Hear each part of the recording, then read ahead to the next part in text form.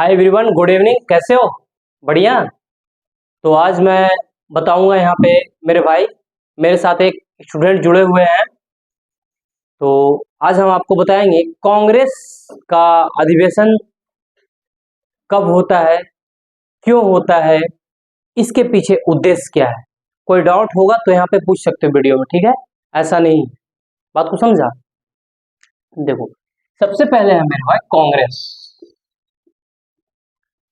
कांग्रेस कांग्रेस का अभी भी नाम सुन रहे हो, जो कि कांग्रेस का क्या है, पंजा छप है ना। कांग्रेस का अभी लीडर कौन है? जो कांग्रेस का अध्यक्ष है, राहुल गांधी नहीं है, नाम याद कर लेना। तो अब क्या है, पूछ सकता है। तो इसके पीछे यहाँ पे हम बताने जा रहे हैं, जो कांग्रेस है, कांग्रेस का उद्देश्य क्या था लाने का पीछे, और ये कांग्रेस आया कहाँ से।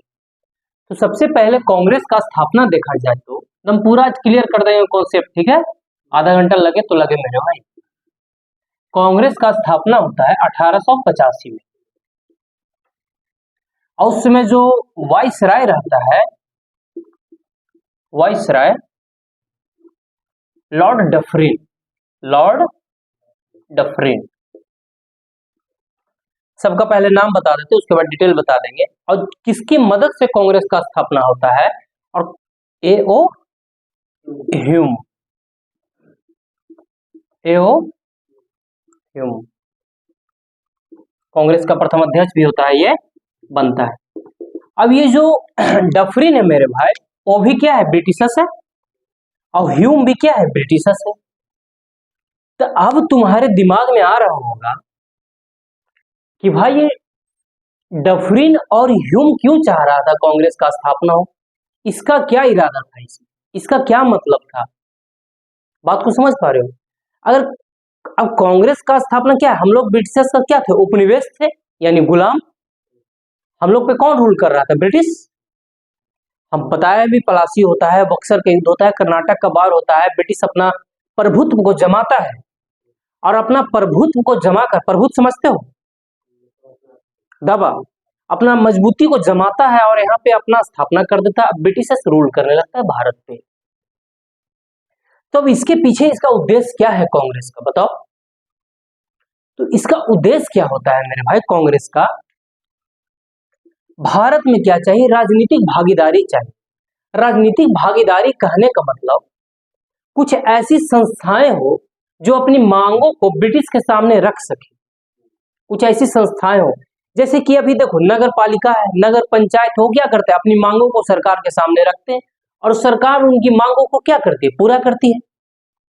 मुख्यमंत्री किससे मांगता है, राज्य का। कुछ तो अपना मुख्यमंत्री का पावर भी होता है, बस जरूरत पड़ने पे केंद्र सरकार मदद करती है। भूकंप आता है तो कौन मदद करता है, केंद्र सरकार।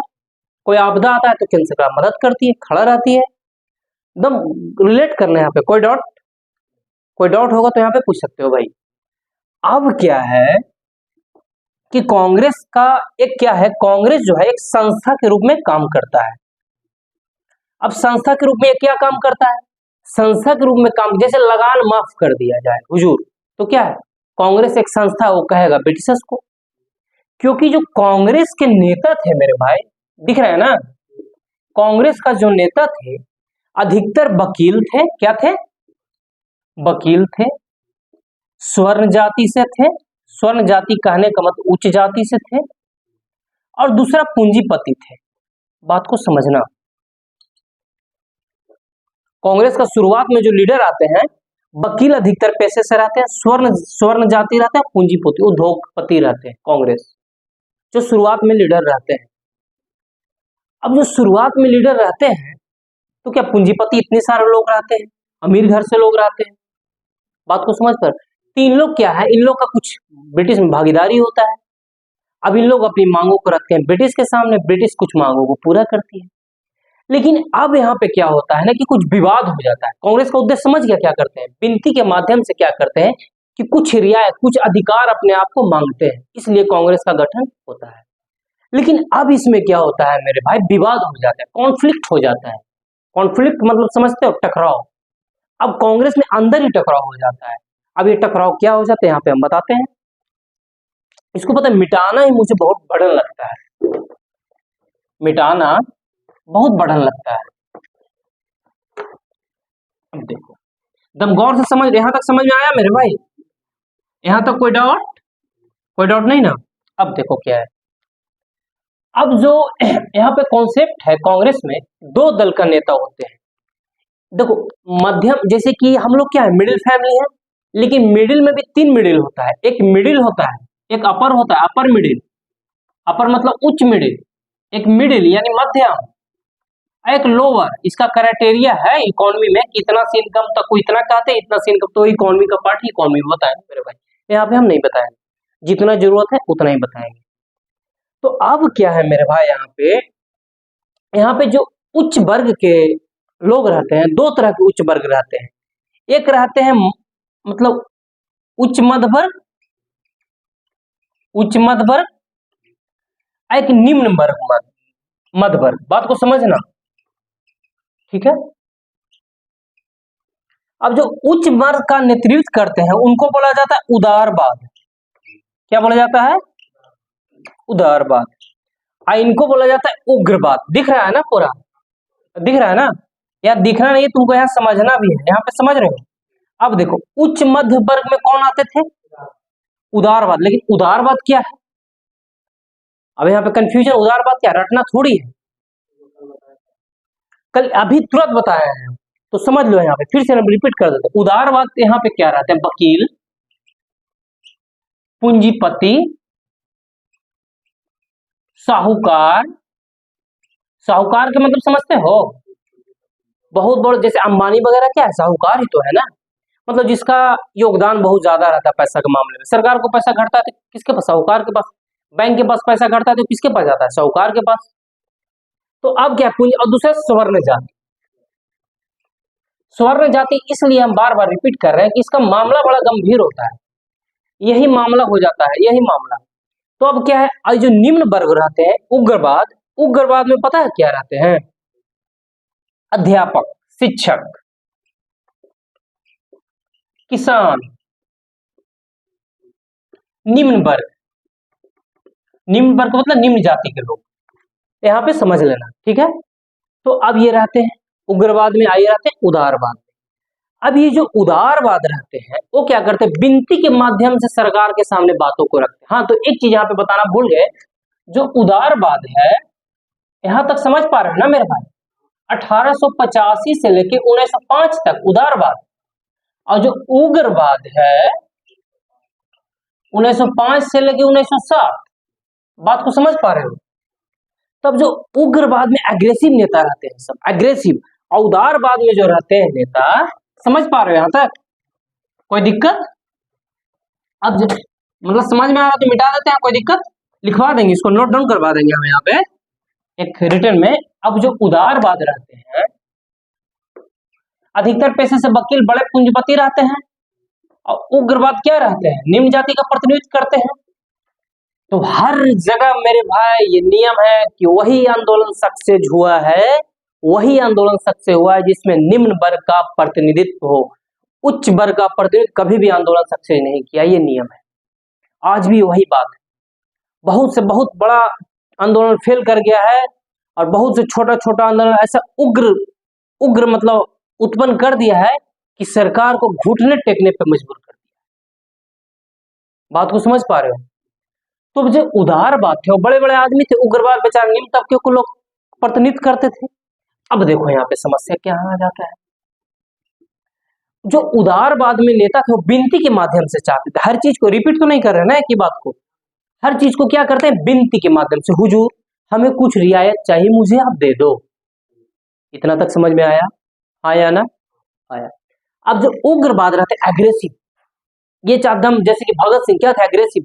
देखो बम पटक देते हैं संसद में और खड़ा रहते हैं, कहते हैं बहरों कानों को सुनाना चाहते हैं। भीमराव अंबेडकर जी क्या है? उदारवाद। गांधी जी महा उदारवाद, अहिंसा के पुजारी। अब देखो ये जो उग्रवाद में रहते हैं, लाल बाल पाल, लाल बाल, लाल लाल के मतलब लाला लाजपत राय, बाल के मतलब क्या? बाल गंगाधर तिलक और बीपी चंद्र पाल। यहाँ पे अब क्या होता है, ये लाल बाल पाल रहते हैं, अग्रेसिव नेता रहते हैं। अब ये दोनों में काफी टकराव होने लगता है, बहुत ज्यादा टकराव होने लगता है। अब देखो सूरत विभाजन सुना होगा, सूरत विभाजन 1907 में। अब यहाँ पे हम तुमको बता देते हैं कि सूरत विभाजन क्यों होता है, यही कांग्रेस से उत्पन्न होता है। अब कांग्रेस का अध्यक्षता जगह जगह पे होता है। 1885 में जब कांग्रेस का स्थापना हुआ था तो प्रथम अध्यक्ष इसका होना था पता है कहाँ, मुंबई में। लेकिन फिर प्लेग का बीमारी कुछ आ जाता है तो फिर पुणे में इसका अध्यक्षता होता है। और जिसको प्रथम अध्यक्ष करते हैं यूले करते हैं, जॉर्ज यूले, और दूसरा करते हैं नौरोजी, और तीसरा जो अध्यक्षता करते हैं तैयब जी, नहीं बनर्जी, पहला बनर्जी करते हैं, सॉरी पहला बनर्जी और दूसरा नौरोजी और तीसरा तैयब जी और चौथा यूले। पूछेंगे कि प्रथम अध्यक्षता कौन करता है, द्वितीय अध्यक्षता कौन करता है, तृतीय अध्यक्षता कौन करता है, चतुर्थ अध्यक्षता कौन करता है, कलकत्ता अधिवेशन कौन करता है, मुंबई अधिवेशन कौन करता है, सब है ना याद करने का। लेकिन हम सिर्फ तुम्हें यहाँ पे कॉन्सेप्ट बता दें कि ये कॉन्सेप्ट है। इतना तक समझ में आया। अब ये लाल बाल पाल ये लोग अग्रेसिव नेता रहते हैं। अब बाल गंगाधर जो तिलक थे बहुत पढ़े लिखे इंसान थे, केसरी नामक पत्रिका याद करो। भारतीय शांति का जनक कौन कहा था, वैलेंटाइन सिरोल, कौन सी पुस्तक में कहा था बताओ तुम, कौन, गुड, यही होना चाहिए। अब लाल बाल पाल जो रहते हैं अग्रेसिव नेता रहते हैं। अब इन दोनों में क्या होता है, पटरी पड़ता नहीं है। सबसे बड़ी बात ये तो गरीबों का नेता है नहीं, ये गरीबों का नेता है, निम्न वर्ग का प्रतिनिधित्व कर रहे हैं, तो जनता में ये अपने विश्वास को जमा पाते हैं, जनता इनके प्रति इच्छुक हो जाता है, एग्रेसिव भी रहते हैं। गांधी जी क्या है, अहिंसा का पुजारी है। अहिंसा का पुजारी कहने का मतलब है, गांधी जी कहते हैं अगर एक गाल कोई मारे तो दूसरा गाल छान दो। तो देखो इसका दो तरीका होता है, एक तो एक गाल पे मारा, तो दूसरा तुम क्या कर रहे हो, जबरदस्ती मतलब लो मारो मारो मारो मारो कर रहे हो, और नहीं मारा तुम उसके थप्पड़ से अपने मरवा रहे हो कि नहीं भाई मारो, तो क्या ये अहिंसा नहीं है। अगर कोई तुम्हें एक थप्पड़ मारे और दूसरा थप्पड़ पता है एक हल्का मुस्कान देना है, हल्का मुस्कान देकर भैया अब आप एक थप्पड़ मारे दिए, मैंने गलती किया, दूसरा मार, इसको कहते हैं अहिंसा। तो गांधी जी ये अहिंसा का पुजारी थे, ये नहीं कि जबरदस्ती वाला मारो एग्रेसिव होकर। तो इन लोग जो थे ना लाल बाल पाल बहुत ज्यादा एग्रेसिव थे। तो अब क्या होता है, एक घटना होता है 1905 में बंगाल विभाजन, याद है। तो बताओ मेरे भाई बंगाल विभाजन कौन करता है, वायसराय का नाम बताओ।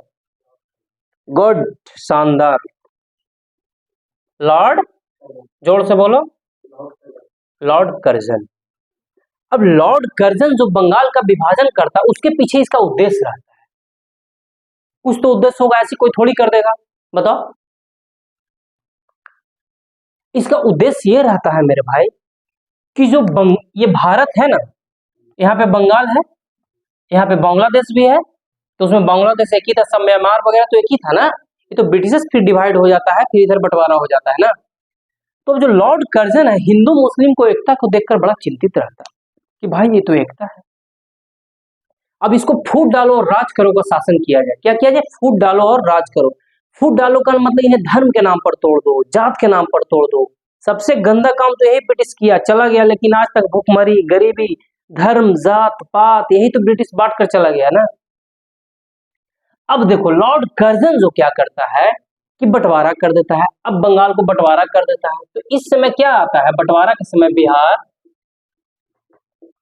उड़ीसा, उस समय झारखंड साथ था, और ऊपर से पूर्वी बंगाल ये साथ में रहता है, इधर का बंगाल अलग बांट देता है। बात को समझा, समझ पाया या नहीं समझ पाया, मैप देखेगा तब समझेंगे। अब बंगाल को बांट देता है, अब बांटने का इसका उद्देश्य बताएंगे, लेकिन कहा ना गया है कि अनजाने में क्या होता है, कभी कभी क्या होता है अनजाने में कि कुछ अच्छा काम हो जाता है। कभी कभी कोई मैथ बनाओ नहीं बनेगा, लेकिन सडनली बन जाएगा, फिर बाद में बनाओ तो नहीं बनेगा। क्या अनजान, कल जैसे हम नहीं बताया कि कल सपना देखे हम, अचानक बहुत अच्छा विचार आया, लेकिन फिर विचार आ नहीं रहा है, कोशिश कर रहे हैं फिर भी यार। तो लॉर्ड कर्जन जो है क्या करता है कि बंगाल का विभाजन कर देता है। अब बंगाल का विभाजन करने का उसको उद्देश्य रहता है कि हिंदू मुस्लिम को कमजोर कर दे, आपसी में बंटवारा कर दे जात के नाम पर। अरे बड़ा ये मतलब अजीब काम करता है, जाति जनगणना करवा देता है, सेंसस करवा देता है। अब बंगाल का विभाजन कर दिया, लेकिन पता इसको हिंदू मुस्लिम इतना नहीं जानता था लॉर्ड कर्जन कितना एग्रेसिव हो जाए, और हिंदू मुस्लिम क्या अपने में एकता कर दिए, एक दूसरे को कलाइयों पर राखियां बांधना शुरू कर दी कि बंगाल विभाजन गलत है। बात को समझा। अब जब बंगाल विभाजन होता है तो कुछ ऐसे नेताओं जो रहते हैं उदारवाद के नेता और कुछ उग्रवाद के नेता, क्या उदारवाद के नेता और ये उग्रवाद का नेता स्वदेशी आंदोलन चलाते हैं। पढ़ा होगा स्वदेशी, सारा कॉन्सेप्ट क्लियर कर देंगे भाई हम पूरा दम स्वदेशी, बस हमारे साथ बने रहो। ये नौकरी का तो गारंटी नहीं कर सकते हैं, लेकिन दिमाग खुले की गारंटी हम दे सकते हैं। अब ये हो स्वदेशी आंदोलन, तो स्वदेशी का मतलब क्या होता है? स्वदेशी मतलब खुद को अपनाना, खुद। जैसे कि ये हमारा कलम है तो हम ये भारत का कलम अपनाएंगे, विदेश का नहीं अपनाएंगे। चाइनीज सामान का माल का बहिष्कार होता है ना। अब देखो स्वदेशी और बहिष्कार में अंतर क्या है? क्या है स्वदेशी और बहिष्कार में अंतर? अभी तुमको बता देते हैं। ये सब गौर से समझना मेरे भाई, ठीक है ना? समझ में आ रहा है या नहीं? समझ में आ रहा है ना? ना आएगा तो बोलना। स्वदेशी और बहिष्कार, देखो तुमको एक बड़ा अच्छा एग्जांपल से बताएंगे। स्वदेशी कहने का मतलब है मेरे भाई कि मतलब स्वदेश की चीजों को अपना, यानी अपनी देश की चीजों को अपना, और बहिष्कार को चीजों को मतलब विदेशी चीजों को बहिष्कार करना। तो जो स्वदेशी आंदोलन है, खुद को, हम किसी से झगड़ा नहीं कर रहे हैं, बस खुद को अपना रहे हैं। हम सामान चाइना का नहीं खरीदेंगे, भारत का किसी से झगड़ा हो रहा है। लेकिन बहिष्कार डायरेक्ट रूप से झगड़ा है, भाई हम तुम्हारा बहिष्कार करते हैं, इस रूम से निकलो, करते हैं ना। इसको मतलब पॉजिटिव सेंस मिले ना, ऐसा कुछ है नहीं, मतलब बहिष्कार करते हैं कि भाई हमको रूम से निकलो, हम तुमको नहीं देखना पसंद करते, तो क्या है? बहिष्कार हो गया। और स्वदेशी, तुम यहाँ पे आया, हम खुद बोलना बंद कर दिए, कुछ नहीं पढ़ाना लिखाना तुम्हें बंद कर दिया, तो खुद तुम आएगा? नहीं आएगा यहाँ पे, स्वाभाविक सी बात है कि नहीं आओगे। तो अब देखो, अब एक और एग्जांपल देते हैं। स्वदेशी, जैसे कि बहिष्कार करना है किसी को, जैसे कि स्वदेशी का कोई घर है, उससे तुम्हारा लड़ाई झगड़ा होगा, उससे कुछ नहीं कर रहे हो, कुछ नहीं कर रहे हो, सिर्फ उसके घर के सामने डंबल उम्बल मारते हो, 50-100 डेली 5 लीटर दूध पीते हो, उठक बैठक करते हो, एकदम जवान लड़का हो घर के, पूरा दम खतरनाक टाइप की बॉडी बना रहे हो, उसको कुछ नहीं बोलो, लेकिन सामने वाला डर जाएगा कि नहीं कि भाई ये तू क्या कर रहा है, डेली बॉडी बनाता है, लगता है कोई योजना है, डर जाएगा ना। तो यही है स्वदेशी की, कर कुछ नहीं रहे हैं लेकिन डर पैदा कर दे रहे हैं, क्योंकि उसका माल बिक्री नहीं हो। बहिष्कार, बहिष्कार के मतलब भैया हम तुम्हारा साफ तरह से बहिष्कार करते हैं, मैं तुम्हारा माल नहीं खरीदूंगा। बात को समझ रहे हो? बहिष्कार करते हैं। तो अब यहीं पे देखो कि सूरत विभाजन हो जाता है 1907 में। एक स्टोरी बता देते हैं तुमको थोड़ा सा यहाँ पे। सूरत विभाजन के पहले 1905 में क्या होता है, कांग्रेस का अधिवेशन दादा भाई नौरोजी करते हैं। पता है कैसे? जो फिरोज शाह मेहता रहते हैं, अमीर बहुत रहते हैं, उदारवादी नेता रहते हैं, और बाल गंगाधर तिलक को उग्रवाद जो है वो लेकर आते हैं कि अध्यक्षता बाल गंगाधर तिलक करे। बात को समझ पा रहे हो या नहीं? हाँ या नहीं? क्वेश्चन पूछेंगे यहीं पे। अब बाल गंगाधर तिलक को क्या करते हैं इन लोग कि लेकर आते हैं उग्रवादी में कौन? लाल बाल पाल। देखो अभी लिख देते फिर मार्कर, उदारवाद और उग्रवाद। बात को समझ पा रहे हैं? उदारवाद में क्या है? सब नरम दल, हाँ नहीं नरम दल, मतलब नरम दल के मतलब बिंदी के माध्यम से, प्रतिवेदन के माध्यम से क्रमिक परिवर्तन चाहते हैं, मतलब नरम दल। और जो उग्रवाद अग्रेसिव रहते हैं। अब 1905 में दादा भाई नौरोजी को इसलिए लाते हैं कि बाल गंगाधर तिलक को क्या करते हैं कि इनको अध्यक्षता बनाने के लिए वहां पर नेता चाहते हैं, लेकिन जब नौरोजी आ जाते हैं तो काफी वृद्ध रहते हैं उस वक्त, खुद नहीं कर पाते हैं वो, तो उनके अध्यक्षता के रूप में, सचिव के रूप में फिरोज शाह मेहता ही काम करते हैं। तो बाल गंगाधर तिलक इतने वृद्ध व्यक्ति को बहुत अब ना बूढ़ा बुजुर्ग का लोग सम्मान खत्म कर दिया, लेकिन आज भी है, हम लोग घर में तो आज भी है, लेकिन क्या है कि सम्मान रखते हुए बाल गंगाधर तिलक कुछ नहीं बोलते, कुछ नहीं बोलते, तो चलो वहां तक तो काम बन गया।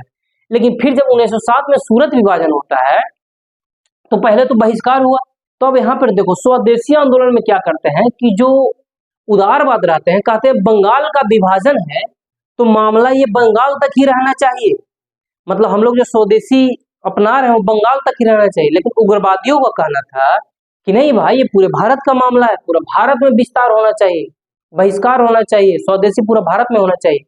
इन दोनों को लेकर काफी टकराव हो जाता है, और ऊपर से उग्रवादी चाहते कि बाल गंगाधर तिलक लीडर बने, कांग्रेस का अध्यक्षता संभाले। लेकिन सोचते हैं कि अब कैसे हटाया जाए भाई, 1905 में तो हटा दिए नौरोजी को लाकर। अब 1907 में लेते आते हैं राज बिहारी बोस, एक होते हैं घोष और एक होते हैं बोस। ये बात नहीं, राज बिहारी घोष और राज बिहारी बोस, ध्यान रखना। यहाँ पे अध्यक्षता कौन करते हैं बताना तुम, बोस, बोस अलग हैं। तब राज बिहारी बोस क्या करते हैं मेरे भाई, दस्तक करते हैं। लेकिन देखो मेरे भाई, जैसे कि तुम्हारे नजर में कुछ सीनियर होंगे, कुछ दोस्त होगा, 5 दोस्त होगा, लेकिन उसके प्रति तुम्हारा अलग छवि होगा कि भाई फलाना दोस्त आ जाएगा तो उसके सामने हम नहीं बोल सकते हैं, लेकिन कुछ और दोस्त आ जाएगा तो ओकरा सामने हम लड़ भी सकते हैं, हमको कोई फर्क उरक पड़ता नहीं है।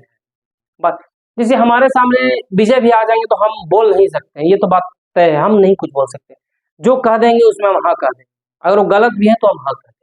इतना हम उनको रिस्पेक्ट करते हैं, अपने जान से ज्यादा उनको तो रिस्पेक्ट होता है। दादा भाई नरौजी की तरह हम अपने विजय भैया को भी हम रिस्पेक्ट करते हैं। लेकिन और कोई आ जाएगा, कोई ऐसा है, नाम नहीं लेंगे वहां पे, फिर कहेगा भाई यही सब तू करता है, हमको इज्जत नहीं करता है, लेकिन फिर हम सामना कर देंगे कि चलो। तो उसी प्रकार राज बिहारी बोस भी वृद्ध थे, उतने नहीं थे, तो लेकर आते हैं, लेकिन कोई सुनता उनता नहीं है। कहता है भैया वो सब नहीं, बाल गंगा तिलक अध्यक्षता बनेंगे, लेकिन अध्यक्षता नहीं बन पाते हैं। एक कुर्सी टेबल चलने लगता है, लात जूता टेबल मुक्का चलता है, ये सूरत विभाजन हो जाता है। यहीं से नरम दल अलग। समझ पाया या नहीं समझ पाया? कोई दिक्कत? नरम दल और गरम दल अलग। बात को समझा? नरम दल और गरम दल अलग हो गए। अब फिर बाल गंगाधर तिलक पे देशद्रोह का मुकदमा चलता है और ये फाइनली बर्मा का जेल में 6 साल का सजा हो जाता है, 6 साल काटते हैं। फिर बाकी का स्टोरी आपको कल बताएंगे हम, आगे क्या होता है। तो आज का सेशन इतना ही। कांग्रेस का स्थापना क्या हुआ था, उद्देश्य क्या था, स्वराज की प्राप्ति। Thank you.